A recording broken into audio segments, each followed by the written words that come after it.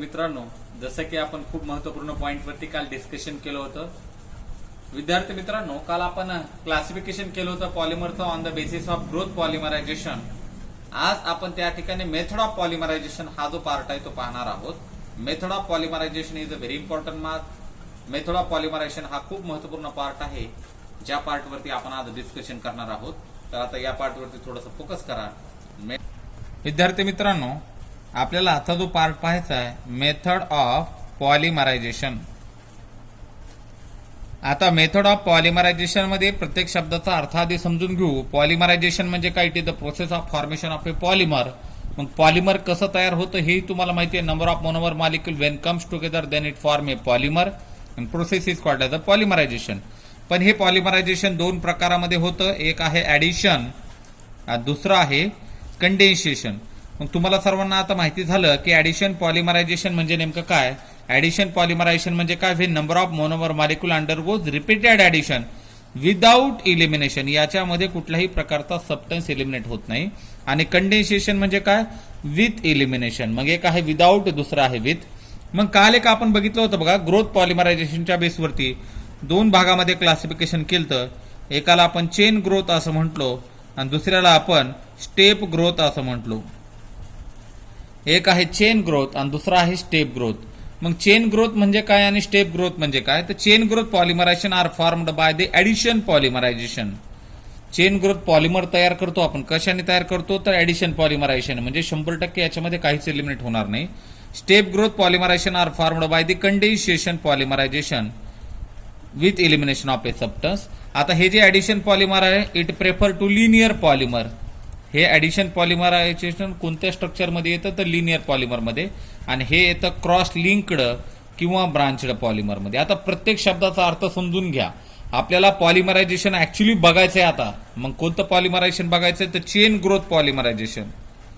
Chain growth पॉलिमरायझेशन आपल्याला आता बघायचंय. मग चेन ग्रोथ पॉलिमरायझेशन मध्ये तुम्ही काय सांगितलं की chain growth polymer is formed by addition polymerisation. Chain growth जे काही पॉलिमर्स असतात ते कसे तयार होतात? तर chain growth polymer are formed by addition polymerisation. Addition पॉलिमरायझेशनने हे तयार होतात. मग आता या ठिकाणी हे जे चेन ग्रोथ पॉलिमर आहे हे नेमकं कसं होतं किंवा कशा सहाय्याने होतं? तर हे चेन ग्रोथ पॉलिमरायझेशन म्हणजे नंबर ऑफ मोनोमर मॉलिक्यूल तुम्हाला एकमेकाला जॉईन करायचे असतात. मग याच्यासाठी कोणत्या तरी इनिशिएटरची गरज लागते. We have to need one initiator. So we have to use some initiator that is a benzyl peroxide, acetyl peroxide. वेगवेगळ्या प्रकारची नावं मी लिहितो. तुम्हाला नोट्समध्ये पण त्याचे वेगवेगळ्या प्रकारची नावं लिहिलेले आहेत. तुम्हाला चेन ग्रोथ पॉलिमर करायचंय म्हणजे लिनियर पॉलिमर तुम्हाला तयार करायचंय. त्यासाठी तुम्ही इनिशिएटरचा वापर करणार दॅट इज अ बेन्झाइल पॅरॉक्साइड. मग आता ऍक्च्युली पॉलिमरायझेशन कसं करायचं ते पहा. तर मी असं स्ट्रक्चर लिहितो. सी डबल बॉन्ड ओ, त्याच्यानंतर हा ओ, त्याच्यानंतर C double bond O, C6H5. विद्यार्थी मित्रांनो, या ठिकाणी हा तुमचा बेन्झाइल पॅरॉक्साइड झाला. दिस इज आवर बेन्झाइल पॅरॉक्साइड. हा तुमचा बेन्झाइल पॅरॉक्साइड आहे. एक आणखी एक ऑक्सिजन आयटम लिहू याच्यामध्ये, बेन्झाइल पॅरॉक्साइड. आता नेमकं ऍक्च्युली काय होतं विद्यार्थी मित्रांनो? तर या ठिकाणी अशा प्रकारचं होमोलिटिक फिशन होतं. It occurs the homolytic fission. त्या ठिकाणी होमोलिटिक फिशन होतं. होमोलिटिक फिशन झाल्याच्या नंतर it forms a very important compound. या ठिकाणी हा पॅरॉक्साइड आहे. पॅरॉक्साइड म्हणजे काय? O2 चा मॉलिक्यूल ज्याच्यामध्ये येतो त्याला पॅरॉक्साइड म्हटलं जातं. C6H5 C double bond O, C6H5 C double bond O, OO. या ठिकाणी या कार्बन ऑक्सिजन मध्ये ब्रेक झाला, होमोलिटिक फिजन, रॅडिकल तयार झाले. याच्यामध्ये पण ब्रेक झाला, याच्यामध्ये पण एक रॅडिकल असंच तयार झालं. पुन्हा पुढे काय होतं? पुन्हा याच्यामध्ये या कार्बन मध्ये होमोलिटिक फिशन आणि या कार्बन मध्ये होमोलिटिक फिशन तयार होतं. It forms this radical. हा एक रॅडिकल तयार करतो. हा याच्याबरोबर जातो, इथे एक रॅडिकल, इथे एक रॅडिकल. मग हा रॅडिकल कंबाईन होतो in the form of CO2 gas, निघून जातो. मग आता हा जो रॅडिकल आहे C6H5 हा रॅडिकल हा इथिन मॉलिक्यूलचा जो मोनोमर आहे त्याच्यावरती असा अटॅक करतो. याच्यावरती अटॅक केल्यानंतर ही इलेक्ट्रॉन पेड इकडे शिफ्ट होते due to valency. C6H5 CH2 radical. This is called as chain initiating step. याला आपण चेन इनिशिएटिंग स्टेप असं म्हणतो. मग आता चेन मला वाढवायची आहे पुन्हा. मग C6H5 CH2 मला ग्रोथ करायची आता. पुन्हा काय करणार? आणखी एक मोनोमर घेणार, CH2 डबल बॉन्ड CH2. पुन्हा इथला जो रॅडिकल आहे हा याच्यावरती अटॅक करतो. इलेक्ट्रॉन पेअर पुन्हा इकडं C6H5 CH2 CH2 CH2 CH2 इथं पुन्हा एक रॅडिकल. म्हणजे विद्यार्थी मित्रांनो इथं जर आपण पाहिलं तर कंटिन्युअसली रॅडिकल तयार होतो. It form the continuously radical. मग आता असाच एक मॉलिक्यूल घ्यायचा. हा एक जसा दिसतोय तसा आणखीन एक. एखादा म्हटलं सर हे आता चेन ग्रोथच व्हायला लागली, आपल्याला बंद करायची आहे, मग त्याला म्हटलं जातं चेन टर्मिनेशन स्टेप. त्याला काय म्हटलं जातं विद्यार्थी मित्रांनो? Chain termination. आता इनिशिएटिंग झालं इथं. इनिशिएटिंग म्हणजे काय? तुम्हाला दिसतंय की चेन आता वाढतच चालली, आता बंद करायची चेन. मग अशा वेळी जर चेन बंद करायची असेल विद्यार्थी मित्रांनो, मग चेन बंद करायची असेल तर काय करू शकतो मग आपण? बघा आता C6H5 CH2 CH2 CH2 CH2 हा एक रॅडिकल आहे. दुसरा तसाच घ्या. CH2 radical CH2 CH2 CH2 C6H5. ठीक आहे. आता हा रॅडिकल आणि हा रॅडिकल कंबाईन करा. हा रॅडिकल आणि हा रॅडिकल कंबाईन केल्यानंतर it form C6H5 CH2 CH2 CH2 CH2.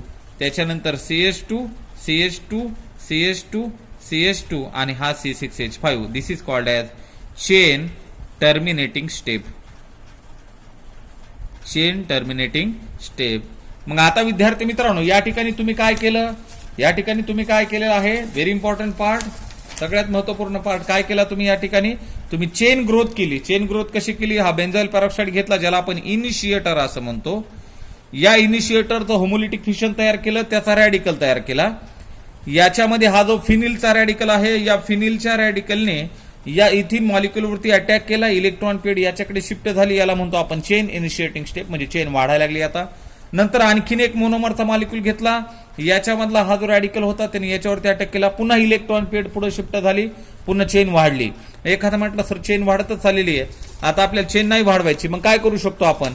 तर विद्यार्थी मित्रांनो चेन नसेल वाढवायची तर तुम्ही काय करू शकता? मग हे अशा प्रकारे चेन टर्मिनेट करू शकता. हाच मॉलिक्यूल घ्यायचा, त्याचा दुसरा हा एक मॉलिक्यूल घ्यायचा. म्हणजे हा एक रॅडिकल घ्यायचा, हा एक रॅडिकल घ्यायचा, हा आणि हा, या दोघालाही एकमेकाला कंबाईन करायचं. आणि दोघांनी एकमेकाला कंबाईन केल्यानंतर बघा C6H5 CH2 CH2 CH2 हा CH2 आणि हा CH2 एकत्र आले, दोन इलेक्ट्रॉन एकत्र आले आणि त्यांनी तयार केला हा बॉन्ड. मग या ठिकाणी सिंगल बॉन्ड तयार झाला. पुढची स्टेप जशी आहे तशी. This is called as chain terminating step. मग एक असते चेन इनिशिएटिंग स्टेप आणि दुसरी आहे चेन टर्मिनेटिंग स्टेप. म्हणजे तुम्हाला चेन वाढवता पण येते आणि चेन त्या ठिकाणी थांबवता पण येते. मग याला म्हटलं जातं method of polymerisation. This is called as a chain growth polymer. याच्यामध्ये कुठेही ब्रांचिंग आलेली नाही. मग जर याच्यामध्ये ब्रांचिंग आली तर याला चेन ग्रोथ म्हणायचं नाही, त्याला स्टेप ग्रोथ म्हणायचं. इथं ब्रांचिंग आली का? नाही, सगळे प्लेनच आहेत एकमेकाला अटॅच. म्हणून या ठिकाणी याला म्हणायचं चेन ग्रोथ पॉलिमर. हे चेन ग्रोथ पॉलिमरचं एक्झाम्पल आहे. This is a chain growth polymer. आणि महत्वाचं, chain growth polymer are formed by addition polymer. याच्यामध्ये कुठल्याही प्रकारचा सबस्टन्स हा इलिमिनेट झालेला नाही. Any substance can be eliminated from this. याच्यामधून कुठल्याही प्रकारचा सबस्टन्स हा इलिमिनेट झालेला नाहीये. बघा तुमचा मोनोमर CH2 होता, CH2 जसा आहे तसा अटॅच आहे, काहीही इलिमिनेट झालं नाही. म्हणून हे chain growth polymer is an example of addition polymer. एवढं लक्षात ठेवा विद्यार्थी मित्रांनो, महत्वपूर्ण पॉइंट आहे. विद्यार्थी मित्रांनो मग या ठिकाणी हे झालं चेन ग्रोथ पॉलिमरचं एक्झाम्पल. आता चेन ग्रोथ पॉलिमर मध्ये तुमच्या लक्षात आलं असेल विद्यार्थी मित्रांनो, चेन ग्रोथ पॉलिमर म्हणजे ऍडिशन पॉलिमर लक्षात ठेवायचे. मग तुमचा इथिन, विनिल क्लोराइड कोणतंही जे एक्झाम्पल आहे, so that is an example of a addition polymer और चेन ग्रोथ पॉलिमर. स्टेप ग्रोथचे एक्झाम्पल कोणते? Nylon 6, nylon 6. आता एखादा म्हणू शकतो सर इथं पेरॉक्साईड कशासाठी यूज केला? पेरॉक्साईड हा इनिशिएटर आहे, इनिशिएट करण्याचं काम करतो. त्यांनी रिएक्शनला इनिशिएट केलं आणि टर्मिनेट पण केलं आपण. मग आता या ठिकाणी ही रिएक्शन खूप काळजीपूर्वक बघायची की मोनोमर आणि दुसरा एक पेरॉक्साईड दोघांची रिएक्शन करून तुम्ही चेन ग्रोथ केली, म्हणून याला म्हणायचं चेन ग्रोथ पॉलिमर. तर मित्रांनो थँक्यू.